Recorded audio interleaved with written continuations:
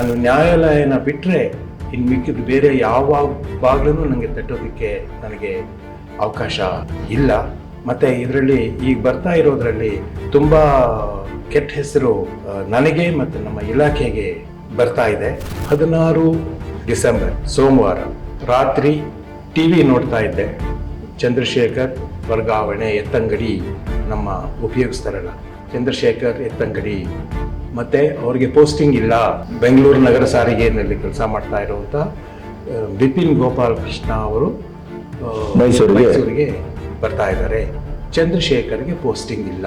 December 4ನೇ ತಾರೀಕಿಗೆ ಈ ಪತ್ರಿಕೆಗಳಲ್ಲಿ ಬಂದ ವರದಿಯನ್ನು ನೋಡಿಕೊಂಡು ನಮ್ಮ ಹೈಕೋರ್ಟ್ ಈ ಪತ್ರಿಕೆಗಳ ಮೇಲೆ ಒಂದು ಕ್ರಿಮಿನಲ್ ಕಂಟೆಂಪ್ಟ್ ಆಫ್ ಕೋರ್ಟ್ ಕೇಸನ್ನು ದಾಖಲು ಮಾಡಿದ್ರು 4 ಡಿಸೆಂಬರ್. ಎಷ್ಟು ಅವಕಾಶಗಳಿತ್ತು. ಯಾರಿಗಾದ್ರೂ ಈ ವಿಷಯದ ಬಗ್ಗೆ ಮೂಲ ಮಾಹಿತಿ ಇದ್ದಿದ್ರೆ ಅವರು ಯಾರ್ಯಾರಿಗೆ ಎಷ್ಟೆಷ್ಟು ಸಮಯದಲ್ಲಿ ನೀವು ಈ ಮಾಹಿತಿಯನ್ನು ಕೊಡ್ಬೋದಾಗಿತ್ತು ಅನ್ನೋದನ್ನು ಪೂರ್ತಿ ಲಿಸ್ಟನ್ನ ನಾನು ನನ್ನ ಪುಸ್ತಕದಲ್ಲಿ ಬರ್ತೀನಿ. 25 ಅವಕಾಶಗಳಿತ್ತು ಅಂತ ಬರ್ತೀನಿ ನಾನು. ಸುಮಾರು 25 ಅವಕಾಶಗಳಿತ್ತು ಅಂತ ಬರ್ತೀನಿ. ಕೋರ್ಟ್ ಅವ್ರ ಮೇಲೆ ಚಾರ್ಜ್ ಮಾಡಿಲ್ವ? ಯಾರ ಮೇಲೂ ಮಾಡಿಲ್ಲ. 28 ಮಾರ್ಚ್ ಜಸ್ಟಿಸ್ ಖಾರೆ ಈ ಪೇಪರ್ನವ್ರಿಗೆ ಬಾಯಿಗೆ ಬಂದಂಗೆ ಬೈದರು. ನಾನು ಚೀಫ್ ಜಸ್ಟಿಸ್ ಆಫ್ ಇಂಡಿಯಾ ಆಗಿ ನನಗೆ ನಿದ್ದೆ ಮಾಡೋದಕ್ಕೆ ಸಾಧ್ಯ ಆಗಲಿಲ್ಲ. ನೀವು ಯಾವ ಆಧಾರದ ಮೇಲೆ ನೀವು ಈ ರೀತಿ ಬರೆದ್ರಿ ಅನ್ನೋದನ್ನು ನಮ್ಮ ಮುಂದೆ ಪ್ರೊಡ್ಯೂಸ್ ಮಾಡಿ.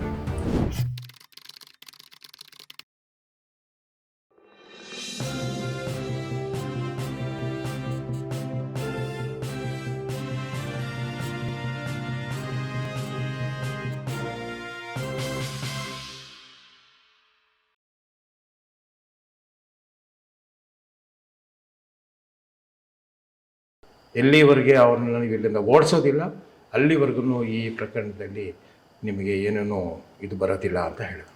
ಸತ್ಯಾಂಶ ಹೊರಗಡೆ ಬರೋದಿಲ್ಲ. ಇನ್ನೊಂದು ವಿಷಯ ಹೇಳೋದು ಮರೆತುಬಿಟ್ಟೆ. ಈ IB ಕನ್ಫರ್ಮ್ಸ್ ಅಂತ ಆದ್ಮೇಲಿಂದ ನಾನು ಅವತ್ತೇನೇ ಜಸ್ಟಿಸ್ ಕಬೀನ್ ಅವ್ರಿಗೆ ಇನ್ನೊಂದು ಲೆಟರ್ ಬರೆದೆ.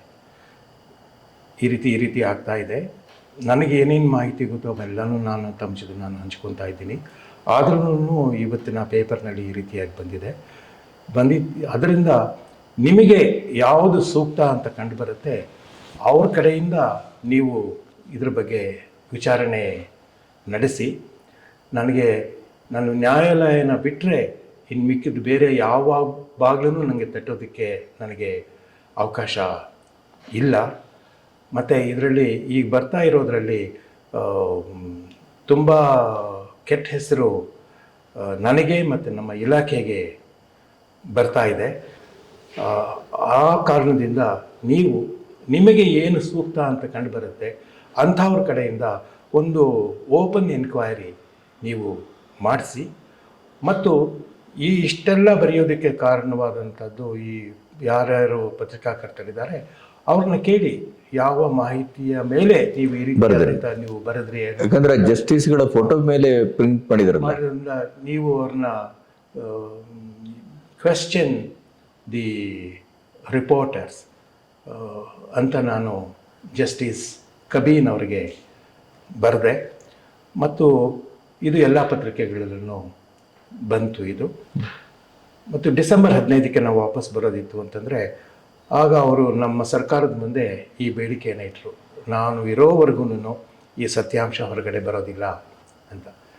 ಸೊ ನನಗೇನು ಅನ್ನಿಸ್ತು ಅಂತಂದರೆ ಸತ್ಯಾಂಶ ಹೊರಗಡೆ ತರಿಸೋದಕ್ಕೆ ಯಾವ ರೀತಿಯಾದಂತಹ ವಿಚಾರಣೆ ಬೇಕಾದರೆ ನಡೆಸಿ ಅನ್ನೋ ಒಂದು ಬೇಡಿಕೆಯನ್ನು ಇಟ್ಟು ನಾನು ಮೊದಲು ನಮ್ಮ ಜಸ್ಟಿಸ್ AC ಕಬೀನ್ ಅವರಿಗೆ ನಾನು ಕೇಳಿಕೊಂಡೆ, ನೀವು ಈ ರೀತಿ ಮಾಡದೆ ಹೋದರೆ ಕೊನೆಗೆ ಇದು ನನ್ನ ಬಗ್ಗೆ ಮತ್ತು ನಮ್ಮ ಇಲಾಖೆ ಬಗ್ಗೆ ಸಾಕಷ್ಟು ಅಪಪ್ರಚಾರ ಬರುತ್ತೆ.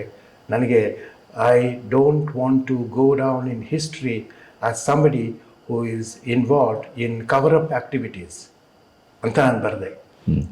ಇದು ನನಗೆ ಶೋಭೆ ಅಲ್ಲ, ಇದು ಗೊತ್ತಾಯಿತು ನನಗೆ. ಕವರ್ ಅಪ್ ಆ್ಯಕ್ಟಿವಿಟೀಸ್ನಲ್ಲಿ ಇವನು ಇನ್ವಾಲ್ವ್ ಆಗಿದ್ದ ಅನ್ನೋ ಒಂದು ಕೆಟ್ಟ ಹೆಸರು ನನಗೆ ಬೇಡ. ನನಗೆ ಇದಕ್ಕೆ ಒಂದು ಫುಲ್ ಎನ್ಕ್ವೈರಿ ಮಾಡಿಸಿ, ಯಾರ ಕಡೆಯಿಂದ ಬೇಕಾದ್ರೂ ಮಾಡಿಸಿ, ಒಂದು ಓಪನ್ ಎನ್ಕ್ವೈರಿ ಮಾಡಿಸಿ, ಆದರೆ ಸತ್ಯಾಂಶ ಹೊರಗಡೆ ಬರಲಿ ಅಂತ ನಾನು ನಮ್ಮ ಹೈಕೋರ್ಟನ್ನು ನಾನು ಮತ್ತೆ ಕೇಳಿಕೊಂಡೆ. ಇದು ಎಲ್ಲ ಪತ್ರಿಕೆಗಳನ್ನು ಬಂತು. ಮತ್ತು 15ನೇ ತಾರೀಕು ಬೆಂಗಳೂರಿಗೆ ಬಂದಾಗ ಈ ಕಮಿಟಿ ನಮ್ಮ ಸರ್ಕಾರದ ಮುಂದೆ ಈ ಬೇಡಿಕೆ ಇಟ್ಟು ನನ್ನನ್ನು ಟ್ರಾನ್ಸ್ಫರ್ ಮಾಡಬೇಕು ಅಂತ.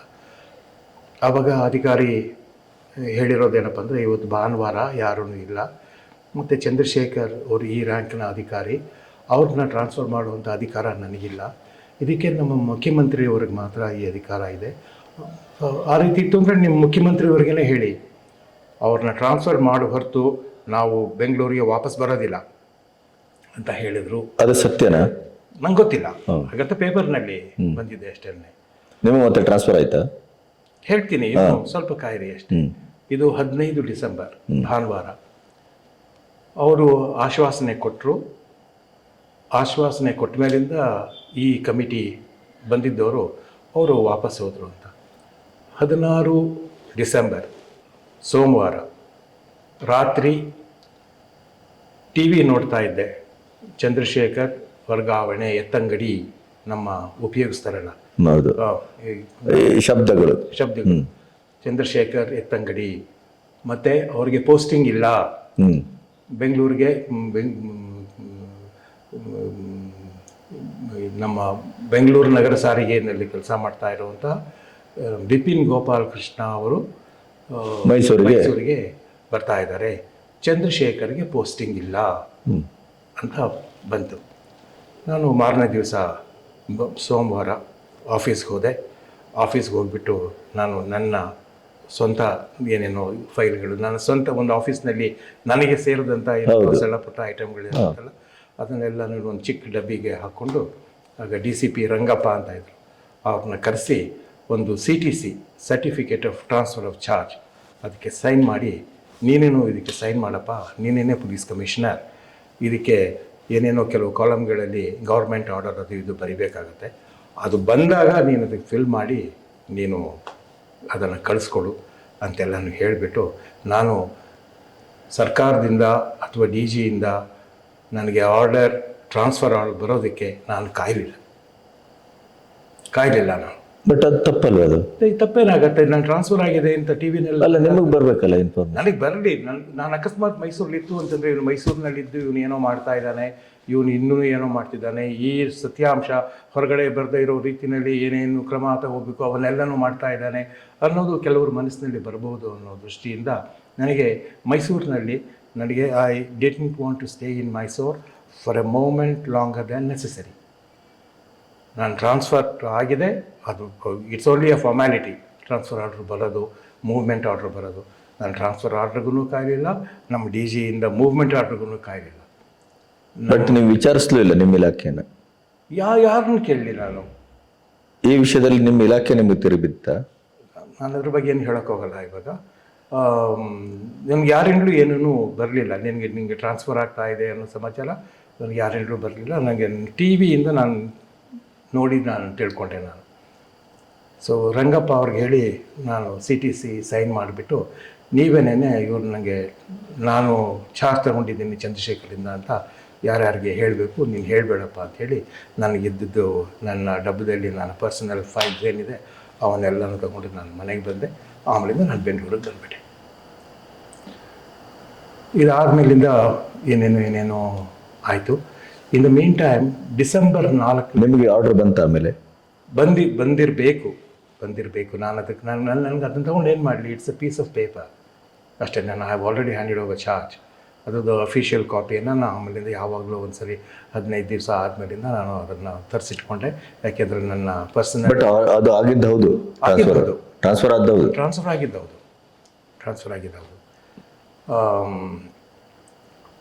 ಅದು ಮುಗೀತು. ಆಮೇಲಿಂದ ನನಗೆ ಏನೂ ಪೋಸ್ಟಿಂಗ್ ಇಲ್ಲ ನನಗೆ. ಆಮೇಲಿಂದ ಇದ್ರ ನಂತರ ನಾನು ಬೆಂಗಳೂರಿಗೆ ಬಂದುಬಿಟ್ಟೆ. ಬೆಂಗಳೂರಿಗೆ ಬಂದು ಕಾಯ್ತಾ ಕೂತ್ಕೊಂಡೆ. ಆಮೇಲಿಂದ in the mean time December 4 ಈ ಪತ್ರಿಕೆಗಳಲ್ಲಿ ಬಂದ ವರದಿಯನ್ನು ನೋಡಿಕೊಂಡು ನಮ್ಮ ಹೈಕೋರ್ಟ್ ಈ ಪತ್ರಿಕೆಗಳ ಮೇಲೆ ಒಂದು ಕ್ರಿಮಿನಲ್ ಕಂಟೆಂಪ್ಟ್ ಆಫ್ ಕೋರ್ಟ್ ಕೇಸನ್ನು ದಾಖಲು ಮಾಡಿದ್ರು 4 ಡಿಸೆಂಬರ್ಗೆ. Very good. ಮಾಡ್ತಾ ಬಂದರು.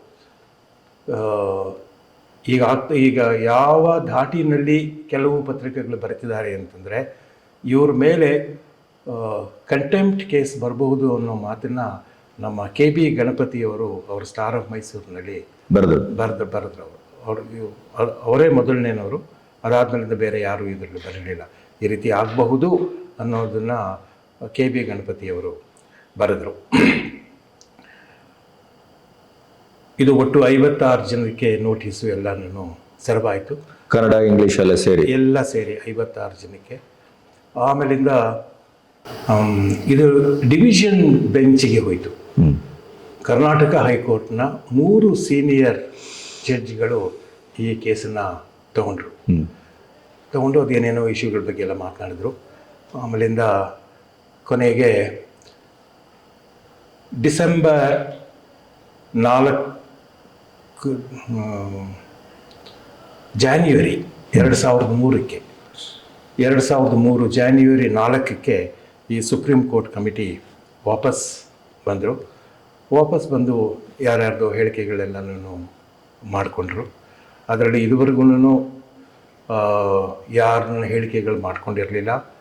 ನಾನು ಪೊಲೀಸ್ ಕಮಿಷನರ್ ಆಗಿತ್ತು ಅಂತಂದರೆ ಅವರು ಸತ್ಯಾಂಶ ಹೇಳೋದಿಲ್ಲ, ಹೌದು, ಪ್ರಭಾವ ಅಂತ ಕಂಡು ಬಂತು ಅಂತ ಮರಿಕಾಳೇಗೌಡ ಅವ್ರು ಎಲ್ಲರೂ ಕರೆಸಿ ಅವ್ರದ್ದು ಸ್ಟೇಟ್ಮೆಂಟ್ಗಳನ್ನ ಮಾಡಿಕೊಂಡ್ರು. ಏನು ಹೇಳಿದ್ರು, ಯಾವ ಥರ ಸ್ಟೇಟ್ಮೆಂಟ್ಗಳು, ಯಾರು ಏನು ಹೇಳಿದ್ರು ಅನ್ನೋ ವಿಷಯ ನನಗೇನು ಗೊತ್ತಿಲ್ಲ.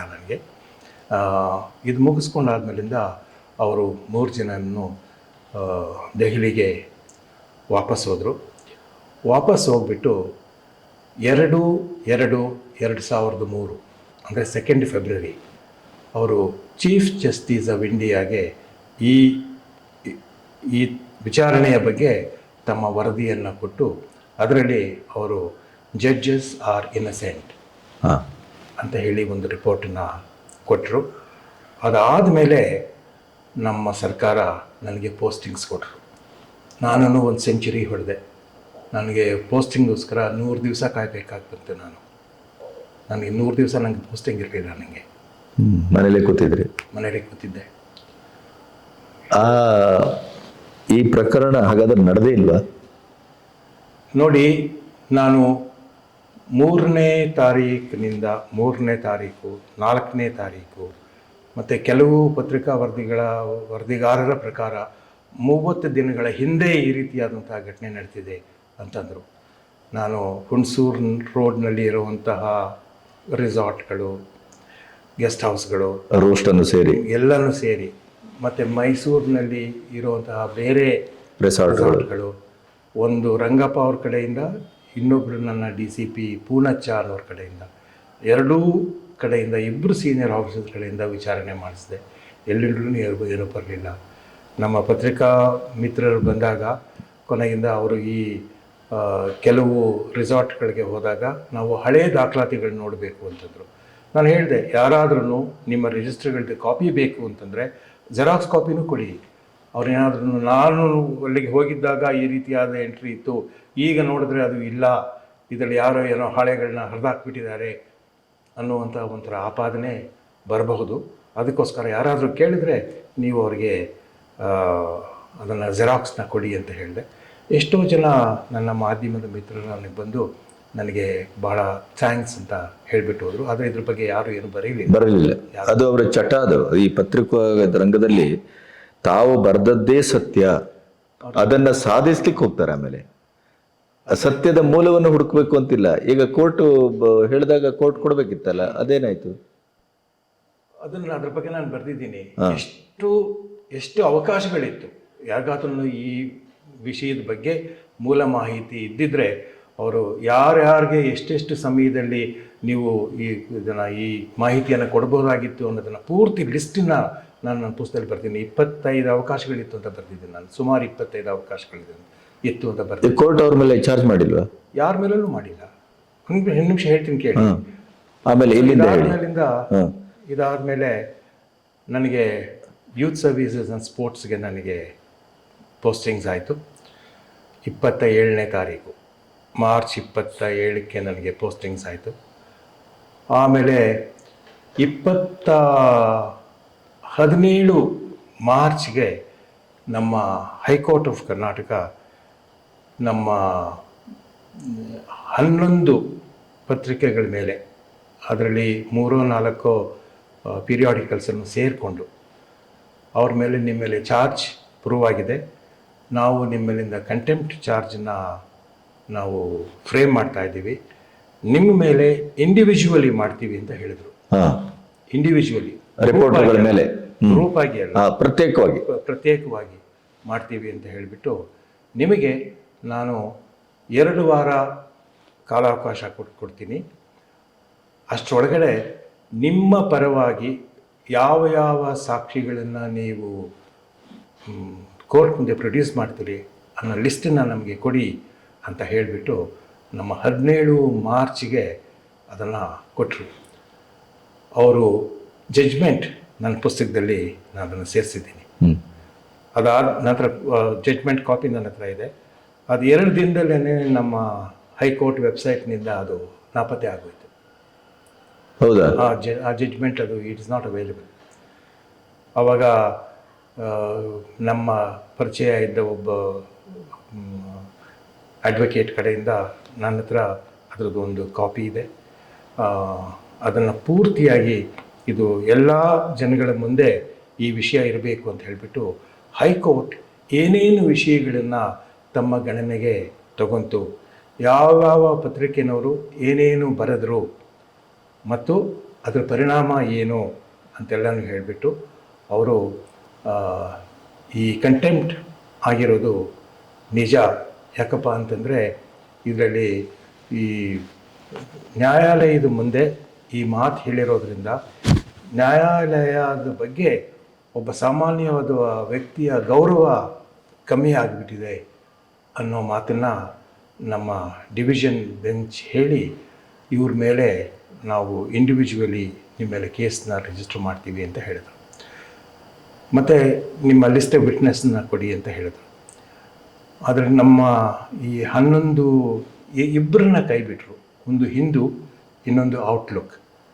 ಇವರು ಈ ರಿಪೋರ್ಟನ್ನು ಅವರು ಬೇರೆ ಪತ್ರಿಕೆಗಳಿಂದ ಬಾರೋ ಮಾಡಿಕೊಂಡ್ರೆ ಹೊರತು ಅವರು they are not the originators of this report ಅಂತೆಲ್ಲ ಹೇಳಿಬಿಟ್ಟು ಅವರು ಹಿಂದೂ ಪತ್ರಿಕೆ ಮತ್ತು ಔಟ್ಲುಕ್ನ ಬಿಟ್ಟು ಇನ್ನು ಮಿಕ್ಕಿದ್ದು 11 ನ್ಯೂಸ್ ಪೇಪರ್ಸ್ ಆ್ಯಂಡ್ ಮ್ಯಾಗಝೀನ್ಸ್ ಮೇಲೆ ಈ ಕಂಟೆಂಪ್ಟ್ ಚಾರ್ಜ್ ಪ್ರೂವ್ ಆಗಿದೆ ಅಂತ ಹೇಳಿದರು. ಆದರೆ ನಮ್ಮ ಹೈಕೋರ್ಟ್ ಮುಂದೆ 15 ದಿನದೊಳಗಡೆ ನಮ್ಮ ಈ 11 ಜನರು ಯಾವುದೇ ರೀತಿಯಾದಂತಹ ಮಾಹಿತಿಯನ್ನು ಕೊಡದೇನೆ ಅವರು ಸುಪ್ರೀಂ ಕೋರ್ಟ್ಗೆ ಹೋಗ್ಬಿಟ್ಟು ಒಂದು ಸ್ಪೆಷಲ್ ಲೀವ್ ಪಿಟಿಷನ್ನ ಫೈಲ್ ಮಾಡಿದರು. ಈ 11 ಜನ ಅದು ಚೀಫ್ ಜಸ್ಟಿಸ್ ಆಫ್ ಇಂಡಿಯಾ. ಇದಕ್ಕಿಂತಲೂ ಮೊದಲು ಪಟ್ನಾಯಕ್ ಇದ್ರಲ್ಲ, ಅವರು ನ್ಯಾಷನಲ್ ಟಿ ವಿನಲ್ಲಿ ಇದ್ರ ಬಗ್ಗೆ ಮಾತುಕತೆ ಬಂದಾಗ ನಮಗೆ ಇದುವರೆಗೂ ಈ ರೀತಿಯಾದಂತಹ ಘಟನೆ ಆಯಿತು ಅನ್ನೋದ್ರ ಬಗ್ಗೆ ಯಾವುದೇ ರೀತಿಯಾದಂಥ ಮಾಹಿತಿ ಬಂದಿಲ್ಲ ಅನ್ನೋದನ್ನು chief justice of India national ಟಿ ವಿನಲ್ಲಿ ಹೇಳಿದ್ದಾರೆ. ಈಗ ಮತ್ತೆ ಇಲ್ಲಿಗೆ ವಾಪಸ್ ಬರೋದಿತ್ತು ಅಂತಂದರೆ ಆಗ ಅವರು ರಿಟೈರ್ ಆಗಿ ಹೊರಟೋದ್ರು. ಅವ್ರ ಜಾಗಕ್ಕೆ justice Khare chief justice of India ಆಗಿ ಬಂದರು. ಅವ್ರ ಮುಂದೆ ಈ ಕೇಸ್ ಬಂತು. 28 ಮಾರ್ಚ್ ಜಸ್ಟಿಸ್ ಖಾರೆ ಈ ಪೇಪರ್ನವ್ರಿಗೆ ಬಾಯಿಗೆ ಬಂದಂಗೆ ಬೈದರು. ನಾನು ಚೀಫ್ ಜಸ್ಟಿಸ್ ಆಫ್ ಇಂಡಿಯಾ ಆಗಿ ನನಗೆ ನಿದ್ದೆ ಮಾಡೋದಕ್ಕೆ ಸಾಧ್ಯ ಆಗಲಿಲ್ಲ. ನೀವು ಯಾವ ಆಧಾರದ ಮೇಲೆ ನೀವು ಈ ರೀತಿ ಬರೆದ್ರಿ ಅನ್ನೋದನ್ನು ನಮ್ಮ ಮುಂದೆ ಪ್ರೊಡ್ಯೂಸ್ ಮಾಡಿ.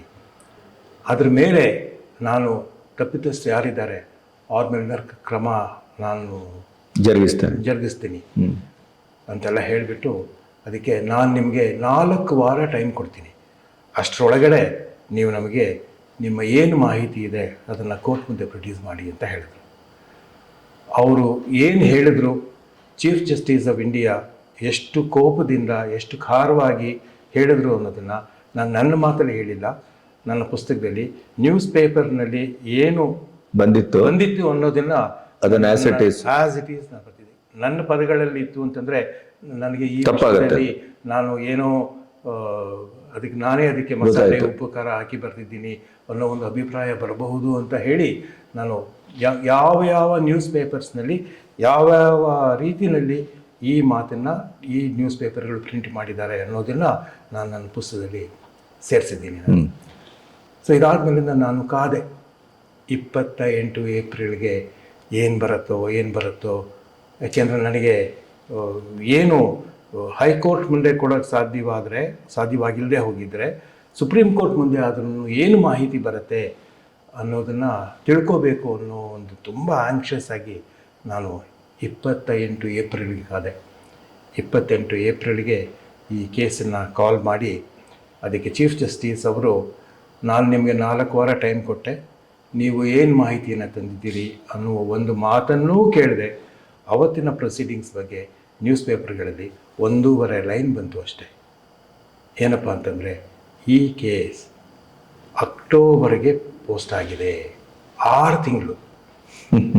28 ಏಪ್ರಿಲ್ 2003ರಿಂದ 6 ಅಕ್ಟೋಬರ್ 2003ಕ್ಕೆ ಈ ಕೇಸನ್ನು ಅರ್ಜೆಂಟ್ ಮಾಡಿದ್ದಾರೆ ಅಂತ.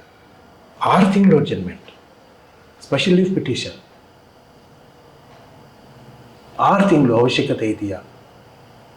4 ವಾರ ಟೈಮ್ ಕೊಟ್ಟರು. ನಮ್ಮ ಕರ್ನಾಟಕ ಹೈಕೋರ್ಟ್ 2 ವಾರ ಟೈಮ್ ಕೊಟ್ಟರು. ಸುಪ್ರೀಂ ಕೋರ್ಟ್ ಆಫ್ ಇಂಡಿಯಾ 4 ವಾರ ಟೈಮ್ ಕೊಟ್ಟರು.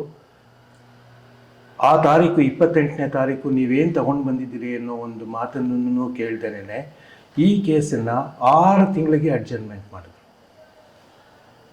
ಸರಿ, ಅಕ್ಟೋಬರ್ಗೆ ಕಾದೆ ನಾನು. 6ನೇ ತಾರೀಕು ಏನಾಯಿತು ಅನ್ನೋ ವಿಷಯ 7ನೇ ತಾರೀಕು ಪೇಪರ್ಗಳಲ್ಲಿ ಬಂತು. ಏಷ್ಯನ್ ಏಜ್ನಲ್ಲಿ ನಾನು ಮೊದಲು ನೋಡಿದೆ. ಅದರಲ್ಲಿ ಈ ಕೇಸನ್ನು ನಾವು ಕ್ವಾಯ್ಟಸ್, ಇದಕ್ಕೆ ಇಷ್ಟೇ ಸಾಕು, ಇನ್ನು ಮುಂದೆ ಯಾವುದೇ ಕ್ರಮ ಬೇಕಿಲ್ಲ ಅನ್ನುವ ಮಾತನ್ನು ಸುಪ್ರೀಂ ಕೋರ್ಟ್ ಹೇಳಿ. ಹಾಗಾದರೆ ಪತ್ರಿಕಾ ರಂಗ ಯಾವುದೇ ಮೂಲ ದಾಖಲೆಗಳಿಲ್ಲದೆ ಏನು ಬೇಕಾದ್ರೂ ಬರೀಬಹುದು. ನಾನು ಅದ್ರ ಬಗ್ಗೆ ಏನು ಕಾಮೆಂಟ್ಸ್ ಮಾಡೋದಕ್ಕೆ ಇಷ್ಟಪಡೋದಿಲ್ಲ.